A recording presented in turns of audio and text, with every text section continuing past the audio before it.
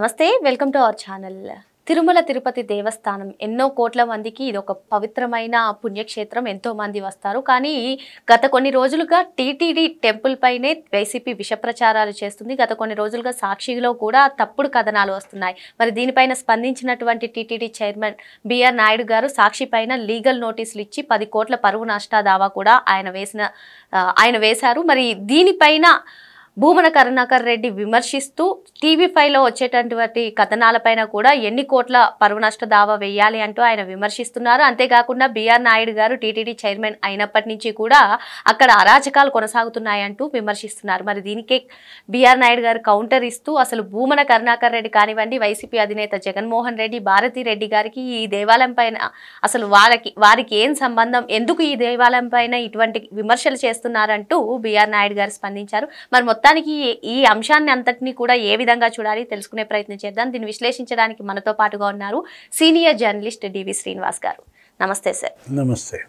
TTD Tirumala Tirupati దేవస్థానం ఎన్నో కోట్ల మందికి ప్రత్యేకమైనటువంటి దేవస్థానం సార్. మరి గత కొన్ని రోజులుగా కూడా ఈ దేవస్థానం పైన అసలు ఇక్కడ ఏదో జరిగిపోతుంది, టీటీడీ చైర్మన్గా బిఆర్ నాయుడు గారు వచ్చినప్పటి నుంచి ఎన్నో అరాచకాలు తిరుమల తిరుపతి దేవస్థానంలో కొనసాగుతున్నాయంటూ గత కొన్ని రోజులుగా సాక్షిలో పలు కథనాలు. మరి దీనిపైన స్పందించారు బిఆర్ నాయుడు గారు.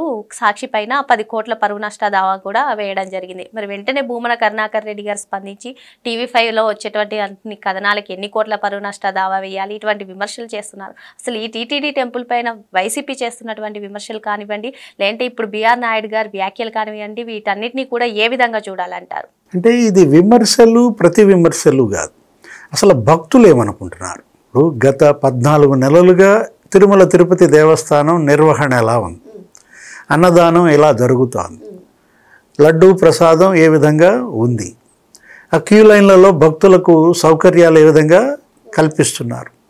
గతంలో జగన్మోహన్ రెడ్డి 5 ఏళ్ళు, ఆ 60 నెలల్లో టీటీడీ ఎలా ఉంది, అప్పుడు ఈఓలు ఎలా పనిచేశారు, ఇప్పుడు ఈఓలు ఎలా పనిచేస్తున్నారు, అప్పటి టీటీడీ చైర్మన్ నిర్వాకాలేంటి, ఇప్పుడు టీటీడీ చైర్మన్గా బిఆర్ నాయుడు పనితీరు ఎలా ఉంది, వీటన్నిటికీ కొలమానం భక్తుల యొక్క మనోభావం. భక్తులు ఏమనుకుంటున్నారు అనేది ఇవాళ మనం చర్చించాలి. అంతే తప్ప ఇప్పుడు భూమన కరుణాకర్ రెడ్డి ఎందుకు అతనికి కంటగింపు, ఏంటి ఆయన ఏడుపు? ఇప్పుడు మీరు ప్రభుత్వంలో లేరు కదా ప్రభుత్వంలో అని చెప్పి ఈ విధంగా టీటీడీని టార్గెట్ చేస్తే స్వామివారిని టార్గెట్ చేస్తున్నారు ఒక రకంగా. ఏమాత్రం మీకు అసలు పాప భీతి ఉంటే ఇలా లేని నిందలు టీటీడీ మీద వేస్తారా? ఇప్పుడు ఎక్కడో చనిపోయినటువంటి గోవుల ఫోటోలు వీడియోలు తీసి తిరుమల గోశాలలో చనిపోయినాయి అని చెప్పటం ఎంత పాపం అమ్మా. ఇప్పుడు ఎవరికైనా ఏది భక్తి ఉన్నాళ్ళు ఎవరైనా చేసే పనేనా? అదేమంటే అతను రోడ్డు మీద బైఠాయిస్తాడు, అసలు పడుకుంటాడు, గోశాలకు వెళ్తానంటాడు. ఇప్పుడు నువ్వు చైర్మన్గా ఏంటి నీ నిర్వాకాలు? టీటీడీ చైర్మన్గా భూమన కరుణాకర్ రెడ్డి 2 ఏళ్ళు ఉన్నాడు. ఎలా ఉంది అప్పుడు లడ్డు మహాప్రసాదం? ఇప్పుడు అదేగా ఇప్పుడు ఈ కేసులు. ఇప్పుడు వైవి సుబ్బారెడ్డి 3 ఏళ్ళు ఉన్నాడు, కరుణాకర్ రెడ్డి 2 ఏళ్ళు ఉన్నాడు. అరే కోట్లాది మంది హిందూ భక్తులతో జగన్మోహన్ రెడ్డి గొడ్డు మాంసం తినిపించాడు అన్నాడు. ఎవరాయన అన్నది? తెలుగుదేశం ఆయన, జనసేన ఆయన ఏంటి అసలు గోరఖ్పూర్ ఎంపీ.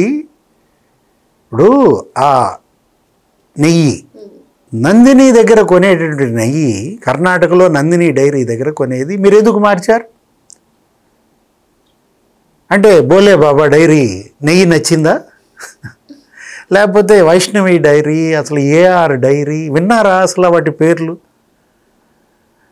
ఏ విధంగా ఆ కల్తీ నెయ్యితో వీళ్ళు ప్రసాదం తయారు చేయటం. అప్పట్లో అందరూ తిట్టేవాళ్ళు, స్మెల్ వస్తుందనేవాళ్ళు, అసలు నిల్వ ఉండటం లేదనేవాళ్ళు. లడ్డు అదేంటి, అది స్వామివారి లడ్డు మహాప్రసాదంగా భావిస్తారు. తిరుపతి వెళ్ళిన వాళ్ళందరూ వాళ్ళు తెచ్చి ఇంటి చుట్టుపక్కల వాళ్ళందరికీ పంచుతారు. అంత గొప్ప మహాప్రసాదాన్ని కల్తీ చేశారే, వీళ్ళ కళ్ళు ఉంటాయా పోతాయా?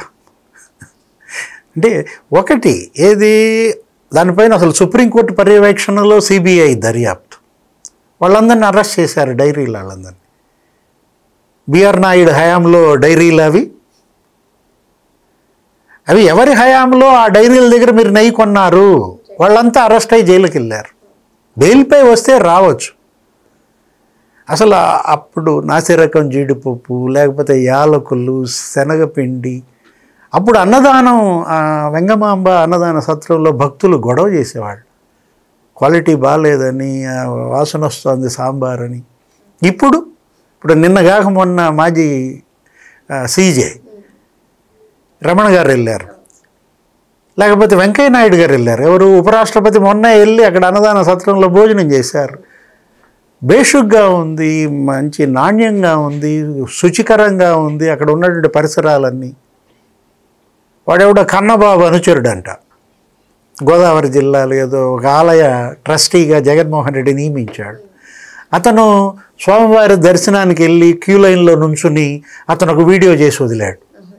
భక్తులకి అసలు ఏంటి, పులిహోర ఇవ్వట్లేదు, తాగునీరు ఇవ్వట్లేదు, పాలు ఇవ్వట్లేదు, జగన్మోహన్ రెడ్డి హయాంలో ఎలా ఉంది క్యూ లైన్లలో భక్తులు, ఇప్పుడు ఎలా ఉన్నారు, అట్లా చేశాడంట. అతని మీద కేసు పెట్టి ఎందుకయ్యా ఇలా చేసావని అక్కడ విచారిస్తే జగన్మోహన్ రెడ్డికి ఏదైనా కొంచెం రాజకీయంగా లాభం చేకూరుతుందని నేను ఇలా చేశానని అతను తప్పు ఒప్పుకున్నాడు. అంటే ఏం చేస్తున్నారు? ఇప్పుడు ఎక్కడో చచ్చిపోయినటువంటి గోవుల్ని భూమన కరుణాకర్ రెడ్డి ఏమో ఇక్కడ చచ్చిపోయినాయి అని వీడియో పెడతాడు, కన్నబాబు అనుచరుడు వచ్చేమో ఈ విధంగా తప్పుడు సెల్ఫీ వీడియోలు వదులుతారు. అసలు రాజకీయాలకు అతీతంగా ఇది ఒక పుణ్యక్షేత్రం సార్. మరి దీనిపైన ఇటువంటి విమర్శలు చేయడం కానివ్వండి, మీరు అన్నట్టుగా ఇటువంటి ఫేక్ ఫోటోలు పెట్టడం కానివ్వండి, ఏ విధంగా చూడాలంటారు? అంటే ఇప్పుడు నిన్నగాక మొన్న జగన్ మేనమా వచ్చాడంట, వచ్చి దర్శనం చేసుకున్నాడు కదా, చేసుకుని మామూలుగా వెళ్ళిపోవాల్సినాడు. అక్కడికి వచ్చి జగన్మోహన్ రెడ్డి మళ్ళీ ముఖ్యమంత్రి కావాలని మొక్కుకున్నాను, ఈ కూటమి ప్రభుత్వం దిగిపోవాలని ఏదేదో మాట్లాడతాడు. ఆయన మీద కేసు. ప్రసంగాలను ఇటువంటి పుణ్యక్షేత్రంలో ప్రస్తావించడం ఎంతవరకు కరెక్ట్ అంటారు?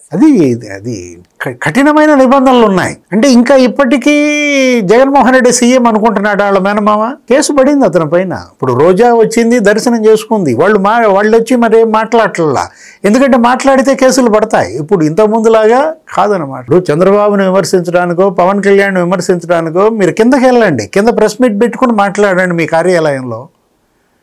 అసలు పెద్దిరెడ్డి రామచంద్రారెడ్డి ఒకవైపు, చెవిరెడ్డి భాస్కర్ రెడ్డి ఇంకోవైపు, భూమన కరుణాకర్ రెడ్డి ఒక దిక్కున, వైవి సుబ్బారెడ్డి ఇంకో దిక్కు, నలుగురు 4 కుటుంబాలు 4 దిక్కులా ఉండి అసలు ఏ విధంగా తిరుపతి పాలిట ఒక చీడ పీడలుగా మరి దుష్టగ్రహాలన్నీ ఆ 4 వైపులా కొలువు తీరినట్టుగా కనపడుతుంది.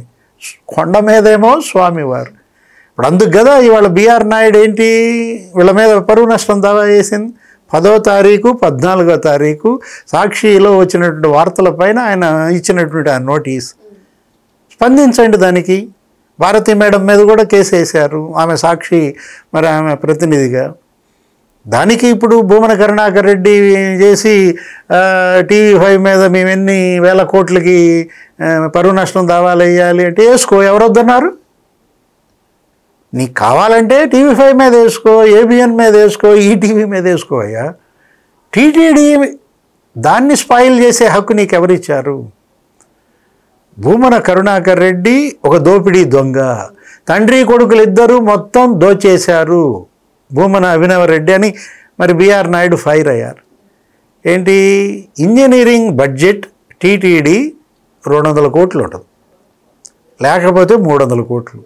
అంటే ఈ రోడ్లు వేయటం, గుంతలు పోడ్చటం, ఘాట్కి మరమ్మతులు చేయటం, ఇలాంటి 1600 కోట్లకి ఎలా వచ్చింది? ఇంజనీరింగ్ విభాగంలో ఫైళ్ళు ఎవరు తగలబెట్టారు? అతను ఎవరు? కొడుకు భూమన అభినవ రెడ్డి, అతను డిప్యూటీ మేయర్గా. అరే టీటీడీ ఉద్యోగుల ఇళ్ల స్థలాలు కూడా ఆక్రమించాడని TDR కుంభకోణం. ఏది దగ్గర మరి అక్కడ 2-3 వేల కోట్లు తిరుపతిలోనే TDR బాండ్స్ కుంభకోణానికి పాల్పడ్డారని. ఇతనేమో టీటీడీ చైర్మన్గా ఉంటాడు, ఇతని కొడుకేమో తిరుపతి డిప్యూటీ మేయర్గా ఉంటాడు. చెవిరెడ్డి భాస్కర్ రెడ్డి ఏమో ఎమ్మెల్యే చంద్రగిరి, విప్, లేకపోతే టీటీడీ బోర్డు మెంబరు. కొడుకునేమో తుడా చైర్మన్ ఎవరు? మోహిత్ రెడ్డి. పెద్దిరెడ్డి రామచంద్రారెడ్డి మంత్రి, పెద్దిరెడ్డి మిథున్ రెడ్డి ఎంపీ. అసలు బాబు కొడుకులు అక్కడెవరు? ఐవి సుబ్బారెడ్డి టీటీడీ చైర్మన్గా, విక్రాంత్ రెడ్డి అతనేంటి అసలు పాయింట్ బ్లాంక్ కేవీ రావుని బెదిరించి 3,500 కోట్లు, అటు కాకినాడ సెజ్, కాకినాడ పోర్టు. అసలు ఏ విధంగా వీళ్ళు బాబు కొడుకులు 4 ఏపుల తిష్టేసి అసలు ఏమి బెదిరింపులు! ఆ బుగ్గమఠం భూములన్నీ ఆక్రమించారంట. ఒకప్పుడు 130 ఎకరాలు ఉండేదంట.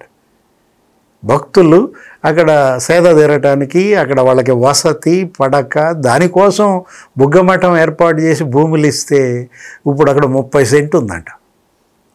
మొత్తం కబ్జా చేసి పారేశారు. అదేమంటే పెద్దిరెడ్డి రామచంద్రారెడ్డి ఏమంటాడు? నాకు తెలియకుండా మా తమ్ముడు 4 ఎకరాలు కొన్నాడు అంటాడు. అంటే అసలు ఆ 7 ఎకరాలు కబ్జా అని వాళ్ళ ఎండోమెంట్ శాఖ తేల్చిన నేపథ్యంలో అక్కడ గుడి కడతాడు, తను పెద్ద భక్తుడైపోయినట్టుగా. అక్కడ మళ్ళా ఒక వైఎస్ఆర్ కాంగ్రెస్ పార్టీ కార్యాలయం పెడతారు, ఒక గోశాల పెడతారు. అంటే దేవుడితో ఆటలు ఆడకూడదు. ఎవరైతే దేవుడితో ఆటలు ఆడారో అందరూ దేవుడి దగ్గరికి వెళ్ళిపోయారు. ఏది ఇప్పుడు 7 కొండలు, అలాంటిది 2 కొండలు అన్నారు రాజశేఖర్ రెడ్డి. ఏం జరిగింది? అది ఇవాళ అటు భక్తుల్ని బతికిస్తాడు, తేడా వస్తే లేపేస్తాడు. మామూలు పవర్ఫుల్ దేవుడు కాదు. ఏది నీకు ఎవరో దాకా ఎందుకు? ఎగ్జాంపుల్ చంద్రబాబు అలిపిరిలో బాంబ్ బ్లాస్ట్, 22 క్లెమోర్ మైన్స్ పేలాయి, బతికాడు. అది భగవద్ అనుగ్రహం. ఇప్పుడు ఇవాళ మరి రాజశేఖర్ రెడ్డి హెలికాప్టర్ ప్రమాదంలో దుర్మరణం. నీకు ఎక్కడో అవసరం లేదు, నీకు కళ్ళ ముందే కనపడుతున్నాయి స్వామివారి యొక్క లీలలన్నీ కూడా. రాజకీయాలకు అతీతంగా ఎంతోమంది పుణ్యక్షేత్రంగా భావించేటువంటి టీటీడీ పైన ఇటువంటి విమర్శలు చేయడం కరెక్ట్ కాదని, మరి ఇటువంటి విమర్శలు చేస్తున్నటువంటి నేపథ్యంలోనే సాక్షి పేపర్ పైన బిఆర్ నాయుడు గారు 10 కోట్ల పరువు నష్ట దావా వేశారని, దేవుడితో ఆటలు ఆడకూడదని చెప్పి సార్ చెప్తున్నారు. మరో అంశంతో మళ్ళీ కలుద్దాం. Thank you sir.